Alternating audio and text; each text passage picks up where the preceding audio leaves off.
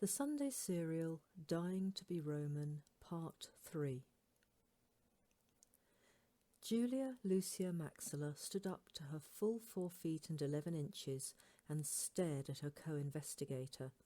She saw a tall, handsome man with black hair, pale skin and a square jawline.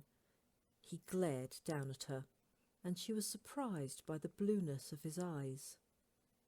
Her dogs came to lean against her, and this would have alerted her to the idea the man wasn't precisely pleased to see her if her own intuition hadn't already made that clear. "Llewellyn, is it?" She kept her voice cool. Behind him she could see another man trying to blend into the wall. "Yes, Domina. If we're going to work together, I think we can dispense with such formality. The name is Julia." "Julia." He hesitated fractionally. "I'm Di Llewellyn. This is Decanus Bryn Carterville, and is it permitted to ask what those dogs are?" Julia decided to let the hesitation pass. She summoned a smile. "Canis and Lupo are wolfhounds." She turned and indicated the huge Saxon who stood at her shoulder. "The dogs and Edbert guard me. In case you missed it, I'm not very big, so if I need to intimidate somebody, they help with that too." For a moment the Briton actually grinned. Then he must have remembered whatever grievance was wearing at him, and he started looking sulky again. Julia sighed inwardly. He was going to be difficult, and that was a shame, because he was really, really pretty. Before she got a chance to snap his handsome nose off for him, he surprised her by holding out a hand to Edbert. "Greetings."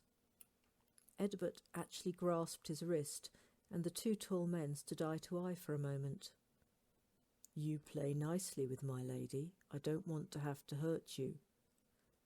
Her bodyguard spoke rarely, and when he did, his uncomfortably deep voice always reminded Julia of a thunderstorm in some far valley. She winced inwardly, rather wishing he hadn't chosen to speak now, and was surprised to hear a thread of amusement in the Briton's response. "You can be sure I'll bear that in mind." "If you two have finished bonding, I have a visit to make." Julia turned a carefully blank face to Di.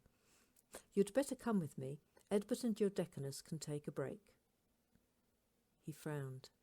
"Does it pertain to the investigation?" "No and yes. It's a duty visit to the Tribune. The prefect is just a time server, and she's a complete waste of time as far as I can see. The Tribune is a different matter. Aside from policy, he and I have known each other since we were children."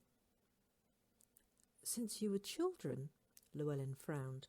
"But wasn't the Tribune born in the Subura? I heard he was raised in the insulae at the foot of the Capitoline Hills before he was adopted." "He was. And so was I. Any questions?" Di shut his mouth with a snap. Julia could all but hear him thinking, and took pity on him. It would make very little sense to a Briton, who was no doubt raised on TV crime dramas which featured the poverty and criminality of the poorest slum area in Rome, that someone from that place could be in any position of influence or power. "My father was a soldier, but my mother was a looper.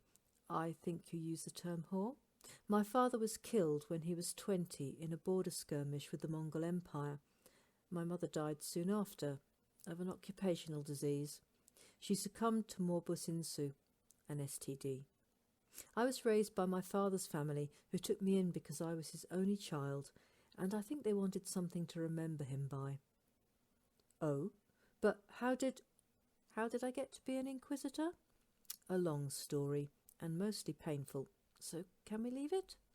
She essayed a smile, and her new colleague managed a half grin in response. Julia looked at him more closely. "Your tunic," she said severely, "is pretty grubby. That fish sauce must be days old. Do you have another?" He nodded, wearing the expression of a schoolboy caught cheating in a class test. "Good. Decimus is a fussy blighter. We'll swing past yours on the way." Once Di was tidied to her satisfaction, Julia led the way to the Tribune's apartment, which backed onto the barracks, housing the cohort of praetorians that was stationed in Londinium under the Tribune's command. "There was a reason I didn't bring Egbert and the hounds," Julia admitted. Di raised an eyebrow. "The Lady Lydia don't like them." Di grinned tautly. "If rumour is correct, she isn't seeing people right now." Julia treated him to a quick, incurious glance. "Oh? Who?" "One Titilicus, inquisitor and nasty piece of work, sent home to his mother in a body bag." "Oh. Whoops." Julia frowned. Why doesn't she realise he is never going to divorce her? Di looked down at her, his expression suggesting a genuine curiosity. "Is she stupid?" "Probably." "I always think bedhoppers must be the lowest of the low," Di told her. "If you can betray your avowed spouse, you are not going to find it too hard to do the dirty in other ways." Julia smiled, pleased that they were beginning to find common ground in their values. It eased the conversation as they waited for the man himself.